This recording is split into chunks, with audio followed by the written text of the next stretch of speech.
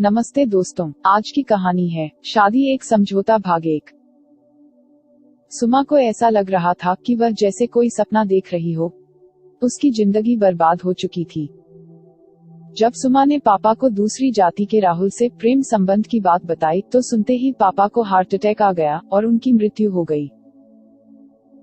पापा की मौत के बाद भाई ने सुमा को अपना असली चेहरा दिखा दिया। माँ पहले ही इस दुनिया को अलविदा कह चुकी थी। सुमा ने कभी सपने में भी नहीं सोचा था कि उसे ऐसे दिन भी देखने पड़ेंगे।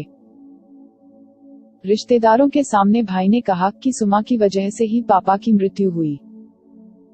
उसकी मौसी, जो उसे बहुत मानती थी, ने भी साफ कह दिया था ऐसी लड़की से वे कोई नाता नहीं रखना चाहती। उसके भाई ने उससे साफ तौर पर कह दिया था अब घर वापस आने की जरूरत नहीं है, तुम्हारी शादी पर खर्च करने की मेरी कोई मंशा नहीं है। उसने दिल्ली जाने का टिकट उसके हाथ में थमा दिया। कोई बात नहीं, कम से कम राहुल तो साथ देगा ही। अपनी आंखें पूंछते हुए सुमा ने मन ही मन सोचा। दिल्ली आकर उसने दोबारा ऑफिस ज्वाइन कर लिया। सुमा ने राहुल से मिलने की काफी कोशिश की, पर राहुल ने उसे इग्नोर किया।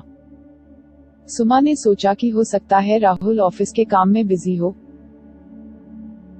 एक दिन जब कैंटीन में सुमा की दिया से मुलाकात हुई तब उसे राहुल के बदले मिजाज की खबर मिली। दिया ने बताया, सुमा, मैं तुम्हें एक बात बताना चाहती हूँ। सुमा परेशान होते हुए बोली, बताओ तो सही, बात क्या है? राहुल कह रहा था कि तुम्हारे रोने धोने की कहानियाँ सुनने का स्टेमिना उसमें नहीं है। यह सुनते ही सुमा का दिल टूट गया। उसके प्यार ने ही तो उसे हिम्मत बंधाई थी, लेकिन अब तो सारी उम्मीदें चकनाचूर होती नजर आ रही थीं। राहुल के प्यार में वह काफी आगे बढ़ चुकी थी।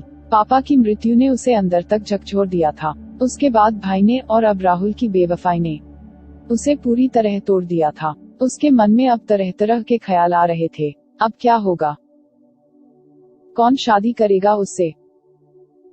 अब सुमा को पता चल गया था कि वह दुनिया में अकेली है। पहली बार पता चला कि लड़के सामाजिक सुरक्षा के साथ पैदा होते हैं। खाली हाथ तो सिर्फ लड़कियां ही पैदा होती हैं। लोग सुमा को लेक्चर देते कि तुम खुद सफल होकर दिखाओ ताकि राहुल तुम्हें छोड़ने के लिए पछताए। पर वह किस किस को समझाए? ऐसा तो फिल्मों में ही संभव है। धीरे धीरे समय बीतने लगा और सुमा ने इवनिंग क्लासेस लेकर लॉ की पढ़ाई शुरू कर दी। आगे की कहानी भाग 2 में।